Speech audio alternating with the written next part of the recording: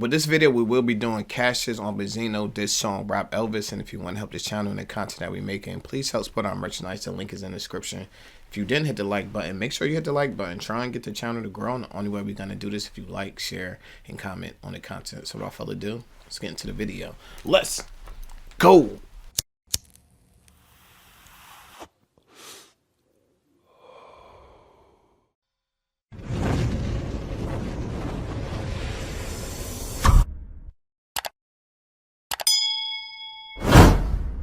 Chi, get the yayo. Get the yayo.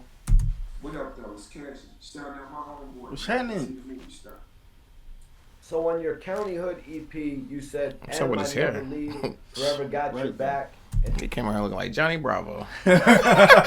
So with your man. Every soldier in my squad feels Early like morning, that. he just And here you are, back one releasing a time. new diss track in 2024 aimed at Benzino. And let me just say, the joint's going through the roof.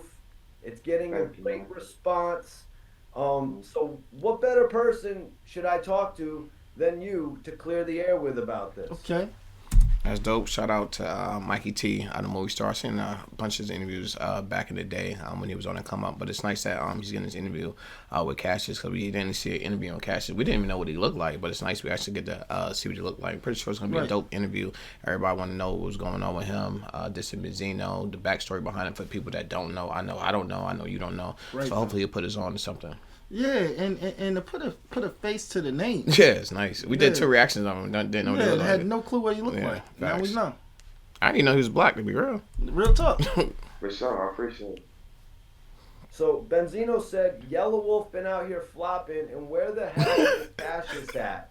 Heard from Obi only twice. Yo, we said that. Yo, I ain't took a shot at my mans. I rock with him. You know what I'm saying? Straight we did up. a couple of his reactions too. He was talking about the elbows and all that. You know what I'm saying? Yeah, they went right at Yellow Facts. Wolf. And he had that tough song with Eminem when they was in the church. When someone had passed and Eminem was rapping about proof, and they had the scarecrow in the first. Yeah, that was hard. That video was tough. That was a tough. And the song was tough. And not a word from Stat Quo. How did you feel when you heard your name mentioned like that on the record?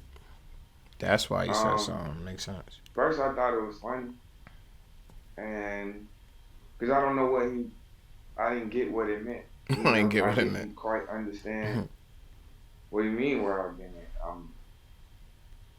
I'm surviving. I'm doing what I gotta do. I'm straight. Like, Right. what do you mean? Where do I been at though? Right. And then I listened to the record. What he mean is by where he been at, because without this we wouldn't even know what was really going on with him. So that's what he mean. Like, what's up with you? Because people, you're not in the algorithm right now. What's going on with you? Facts. Like, is you still doing your thing? Or, Yeah, and it's nice that he actually get to let us know what was going on, and he already told us what the beef was over. We heard of Benzino diss, but I blew over his name when he said it, because I didn't know who he was. But now it's nice to know Benzino said his name, so he responded. So it just wasn't out of left field like I was thinking it was. Yeah, it's making a lot more sense now. Definitely. And I could see where he was going with it. You know, he's saying like, "Oh, I fell off or I can't exist." And Shady Records was just like, you know, a facade pretty much. Facade. Oh, snap. Shady as Records if is a I can't let facade. a man use me as a stepping stone. Like, I got too much pride, you know. I'm a man, you know. You're not, and it's not serious. It ain't like nobody gonna get hurt from it. So it's just, okay, you want to use me to battle skill, then I'm gonna go ahead and try and crush my enemy all the way from the joint, so he don't have a chance to come back. Definitely one of the laws of the 48 laws of power. And I like how he's breaking this down. He was like, basically like, you're not gonna try to shame me to shame Eminem. You feel what I'm saying? That's basically what you're trying to do. You're trying to use me as a stepping stone, and I'm not letting you use me as a stepping stone. I know this is rap. Ain't nobody getting killed over this, so I'm gonna send my shots back too. I'm gonna try to crush my enemy. I read the book of 48 Laws of Power. I understand what it was talking about, so that's what I'm trying to do. Yeah. Yeah. Like, that's all that is. Facts. I heard my name, and I answered. Had something to say. I responded. I wasn't gonna say nothing, and then people start sending me reaction videos, and I'm watching other people react to what he's saying, and you mentioned my name, so, you know, I figured That's why I was saying that the reactors don't understand the power that they have out here in this music stuff. You know what I'm saying? Or the power that they wielding. We understand it, but a lot of them don't understand the power that's in the reaction games and how we help promote music and get it circulating to the people. Because a lot of people at work most of the time and they can't keep up with the new music that's coming out, and reactors, for the ones that's not working, they can keep up with the new music and keep people informed of what's going on. Yeah, and it's almost like somebody pushing a button. Yeah. You know what I'm saying? But then when you got the reactors, it's a group of a multitude of people pushing that button. Like, you're going to get a response. Yeah, like somebody's first time knowing about this interview, that he even did his interview, is going to be from our channel. Just how it works. Real talk. It's a sport, you know? Definitely a sport. It's like you call out Steph Curry to a shooting contest. Maybe he gonna come out there. Maybe Facts. he might not. Maybe he might come out there. And if he come out there, what he gonna do? And that's what I'm doing to Benzino. Right. Right. With all them false lines you pitch them, Shady Records sounds less like a name and more like a description. Chain here, a feature there. Beside of that, what did he do? Benzino said like he was pitching false lies. Eminem was pitching lies to the Shady Records artist. Is that true? It would throw a commercial right there. We're now actively trying to find. I was waiting for that. Is that true? Great question. I mean, I didn't get no type of lies. I don't know what, you know, I don't know. Does every record label pitch a lie to you? I don't know. I guess at least my project, I was on the part of 7 records on the re-up and Jimmy Crack Corn. I was on part of all the singles. I don't know, you know. He like, yo, I can't speak for every. It's a lot of people that can't do Shady that was on this label. I only can speak from my situation. Right. I wasn't lied to. I got on 7 songs. I did a lot. He did a lot to try to promote me and what I got going on. So I can't speak for anybody else. I know how record labels get down. This is a record label. But me, I feel like I got treated fairly. Yeah, I feel like I got treated fairly. But I'm pretty sure everybody on the label, because everybody didn't get them 7 songs that he got and don't feel the same way he did. He knows that. That's why he's saying, me, but I that's got why taken he's care of. speaking up on it. Yeah, I got taken care of. Somebody I can't else speak negatively because somebody else is speaking negatively. Facts. I got to speak on how I feel. Facts. I don't feel that way, but you know, that's Benzino, man. Like, that's right. He said I don't feel that way. Right.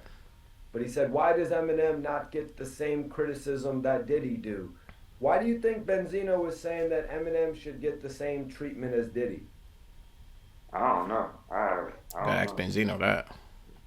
Yeah, I really don't know anything I about can't that, speak on man. no other man. It's because, like, from the history we know of Eminem and the history we know of Diddy, we wouldn't put them in the same sentence. Like, we don't know him a jerking artist and the artist not getting paid and him keeping artists publishing like Diddy knew he was. Like, Diddy made it off other people's talent. Eminem made it off his talent. It's a difference. There's a difference. Big difference. Yeah, I don't know. I ain't never seen no weirdo shit like that. So, Right. I ain't never seen it. I was thinking more in terms of people, you know, how people talk about the bad boy curse, you know, like, and they always list off the artists that have been a part of Bad Boy, that have gone. Oh, okay. You know what I mean? Because on this one, Benzino was saying Conway left your label, West Side Gun left your label. You know what I mean? The Slaughterhouse guys, and then he mentioned, you know, the other class with yourself, Stat Quo. You know, he mentioned all these, and everybody always talks about the issues with G-Dep, the issues with Mace, Biggie pass. You know what I'm saying? Yeah. That's more of what he was saying, but if we speaking as far as that goes, I mean, I don't know. Every man control their own destiny, you know. Right.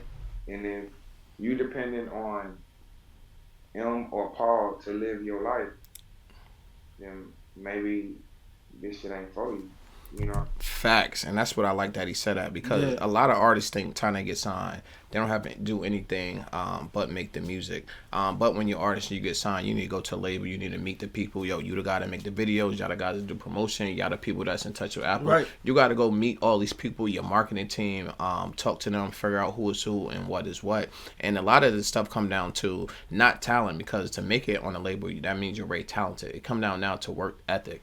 To give you an example, we came up under the Lil Wayne era, where Lil Lil Wayne was just always in the studio dropping. Even when he won his award, he said, I won my award and I went right back into the studio. So a lot of them come to the work ethic. And unfortunately, a lot of these people just lazy and don't put the work in. Right. And it's only so much a label could do if you're not willing to do your part. Yeah, and if you don't know the people who are hands-on with your product, that means you're not hands-on enough. Yeah, and you could think, M could think somebody dope, Drake could think somebody dope, 50 Cent could think somebody dope, but that don't mean the general public is going to feel that same way about them. And that matters. That definitely matters. I mean, like, I'm not depending on nobody else on what I need to do. Like, I go get what I need to get. So, Facts. You know, I don't know. I can't speak on the business relations and all that. I just know they got to get a budget. That budget go. You have two of the biggest artists of all time, Eminem and 50 Cent, that's on that label. That budget's gonna go to them when they're releasing music. It makes common sense. You want to release something that makes money. Right. What other people should do is showcase your skills so you can be a part of those projects. Right. And then you work it out from there. That's what the re-up was. The re-up. And that's a fact because that's how we learned about a lot of artists. We learn about them through our favorite artists, and then they'll be on the song, and they'll be like, "Oh, that was nice. Let me check out what they got because I like what they did on the song." I mean, that's how it always worked. And it's all they could do is give you opportunity. It's up to you what you do with the opportunity. Yeah, because you're not gonna have a bigger light on you than working with a big artist. Yeah, definitely. I agree. It was a canvas for everybody on there. Like these are our artists. Who's next? Right. And the public said Cashis, so that's why I came out. Yeah, you let the people and then I was supposed to come out again, you know, in the midst of, after the county house, I was supposed to come out again, and then, you know, Paul got married. Jimmy picked a record, High Speeds, you know what I mean? And he was super ready to go for the record. I wanted to go with a different record. Maybe if I would just went with the record Jimmy wanted, shit would have just went how it was supposed to go. And that's the thing about being an independent artist and being an artist on the label. When you're an independent artist, you get to pick what single you want to come out with or what you trying to put out. But when you're in a label, they pick. And you hear that a lot with artists that they was liking this song, the label was feeling this song, and it'd be a problem with the songs that they pick, and you hear that a lot. But that's a good thing about being independent. You don't have them problems. Yeah, but then sometimes there are strange situations where you hear an artist be like, man, I didn't even want that song. Yeah. And it ends up being a classic. Yeah.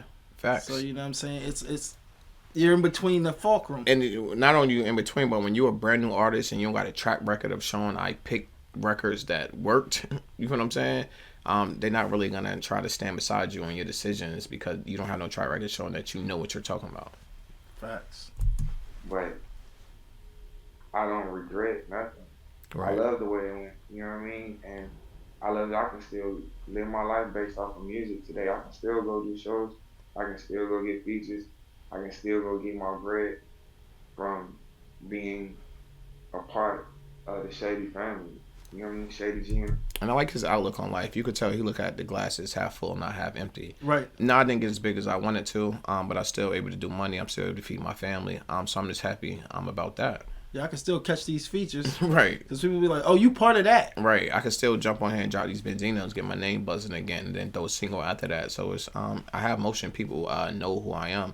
Not only a lot of people already knew who he was through Eminem, but now a lot of people know who he is through the beef from Benzino and all the reactors just pumping all the stuff out. Facts. And then aftermath. So anybody that's connected with that triangle, you'll never, ever, ever hear me say anything cross about me. Because literally, that's the reason why I don't have to go do nothing with nobody to get money. Because I dedicated my life to music. I dedicated my life to recording. So if I'm not recording music, I would probably dedicate my life to other things. Right. I like that. He kind of remember this like Tony Yayo feel, like how loyal Tony Yayo was to 50 Cent. You never hear him say anything bad about 50 Cent because he appreciated the opportunity that 50 Cent gave him. Right. Same thing I'm hearing right here with him. Like he never gonna say nothing bad about him because he's happy about the opportunity that they gave him because he's smart enough to know if y'all didn't give me this opportunity, I would have been out here in the streets with it. Yeah, with the blickies. You feel what I'm saying? And just because you gave me the opportunity, I wasn't in the streets for all this time and I still don't have to resort to going back to the streets. So I'm grateful for that because everybody don't have that option. Some people had to go back. And the fact that with that option, he has great decision making. Yeah. He's like, because he let it be known, because I have this opportunity. That's why you see me in the studio. And you could tell because of the situation that he is, he's like in a clear headspace. You could tell he's in a clear head. I don't have to do nothing. I can still live my life how I want to, and I don't got to be out here doing nothing crazy. Doing the most. That's a blessing. Yeah, in itself. Yeah. So, I can't play them like that. You know? So it's nothing but support you go get from That's me 100 from that end. That's 100. I'm not defending nobody though. Like, ain't nobody calling me to jump in. I'm not jumping in no beat. Literally, if you mention my name, I'm gonna say something to you. And if you say something that I don't like, that's too much, I might take it there. I mean, I don't know. I might take it there. I ain't had no problems. Right. That hunger comes out. Right. You know what I mean? That definite hunger comes out for sure. Right. Yeah, do you think after 50 Cent lost the sales battle with Kanye West that Interscope got cold feet? Did Jimmy Iovine lose interest in everything? I mean... No, I don't think so, because Fifth still made a lot of money off that project, and it still sold really well. Yeah. And generated good money, so... Great marketing. At that point, keep it real with you, dog, like, M was going through some personal stuff. I was going through my own little, like... As an artist, you gotta learn, and it's a hard one, no bullshit. I had to learn, like, you can't do the same shit that you did before you became an artist, for real. I always thought everybody said that was full of shit. Right. I thought, man, y'all just suckers. Y'all ain't got it in you. Right. But it was destroying what I was trying to do because I had to do other things. So that's what messed it up. Like, I became like, I wasn't tripping off it like that no more. I was utilizing my money in other ways, and I just felt I was better served doing other things. Cause rap checks come slow. Like, you get one, and then sometimes it comes. You got 200,000-300,000 coming, but that shit might take 3 months. Yeah. What you gonna do? Right. You got a lifestyle. You get it how you live. So get it how you live. All it was Straight for me up. at that point. And then I just had to learn. Not going without. I had to make a decision, what I'm gonna do. And I just decided to keep going, to jump in with the rap. And these are grown man bars, and I like how he's breaking all this down for up and coming artists that's coming after him. He said, yo, I'm not putting no blame on them. I'm taking some responsibility in some of the moves that I was making. Money was slowing up, so I started doing other things. But then it becomes a fork in the road. Are you going to go this way or that way? Yeah. Because you can't do both. A lot of people going to have one foot in the street, one foot in the industry. The street shit going to mess up the stuff with your industry stuff. People not going to want you to have you around, da-da-da-da. They're not going to feel safe. They're hearing about stuff that your entourage is doing. You know what I'm saying? Which is not you, but it's your entourage, and it might as well be you. So I like he's breaking everything down. He's really taking responsibility for the actions that he's made, because we all know hindsight is 20/20. You can see he's looking back at hindsight, and he's making better decisions today than he probably was making when he was. And I like the fact that he's elaborating on his personal decisions that he made, and he's speaking on it with such clarity. Yeah. Because somebody out there is in this position right now. Same position. Right now. Yeah. And hopefully they get to see this right now, what we're doing. Yeah. Because it makes a difference. It makes a big difference. It paid You're off. like, I ain't the only one. Yeah. It paid off. I came back to music. But during that time, I wasn't trying to really focus on that. I turned in 2 classic albums. And Interscope already picked my album. It was like 22 songs. They picked it. The A&R from Interscope it was ready to go. 22 songs. Like I said, M went through his thing, his battle. I was already going through my battle. And stars in the line. Anybody that's like Pop Zans and line for anything like that, you'll know it kills your motivation. So it made me stop showing up. Made me just not want to go places. Made me just not want to do shit and just take myself into situations that I didn't need to be in no more. And that took time away from the studio, and I think that gap happened from there. Cause I didn't have a focus. So if you ready to throw the house behind me, and I'm not ready for you to throw the house behind me, the music is there. You don't know if I'm going show up to the shows. shows, all kind of promotion, real interviews. activities happening. So you don't know if I'm finna go do something. You don't know what I was a for real loose cannon. I was living out that album title. I wanted to ask, how do you feel about? Almost remind me of the Beanie Siegel situation with Jay-Z when they wanted to put more behind them. But we don't know what you're gonna do tomorrow. We don't know if you're gonna shoot somebody, punch somebody. We don't think police. Yeah, we didn't put all this money into you, and we don't know. Yeah, we don't know what you're gonna do next, and nobody want to do that because the whole reason you're investing money is to get a return on your money. But I don't want to invest this money on you. You're about to mess it up, and then we're not gonna see a return. We're gonna have to pause the brakes on this. Pause on it. Facts. About the whole rap Elvis, the title. Cashis, forget about being his man, forget about Eminem being your homie. How do you feel about the title rap Elvis, It don't bother me. It is what it is, Like it really didn't M say that before in the song too? I think he said that before in the song before. So I don't think it's that it don't really bother me at all. Right. That was like whatever. I thought it could. If you go diss, you could come with a harder diss. It could have came harder. There are some people that believe Elvis did steal, and some who believe that he didn't. But how do you feel about Benzino trying to apply that to Eminem?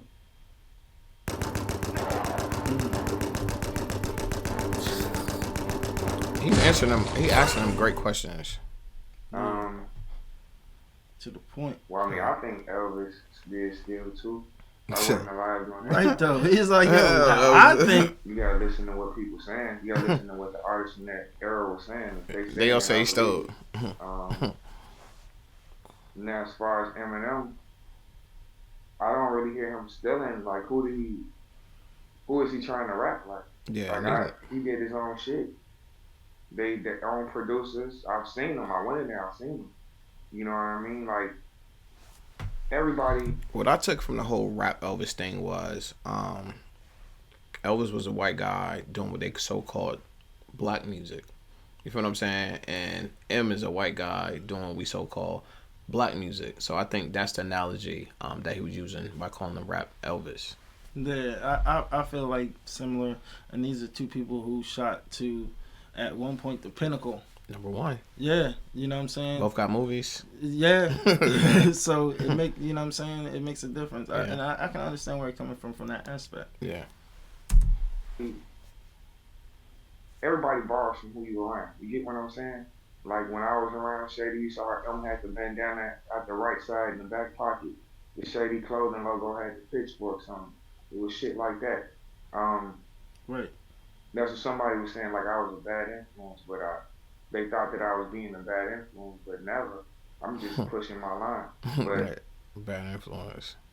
Who you around rubs off on you.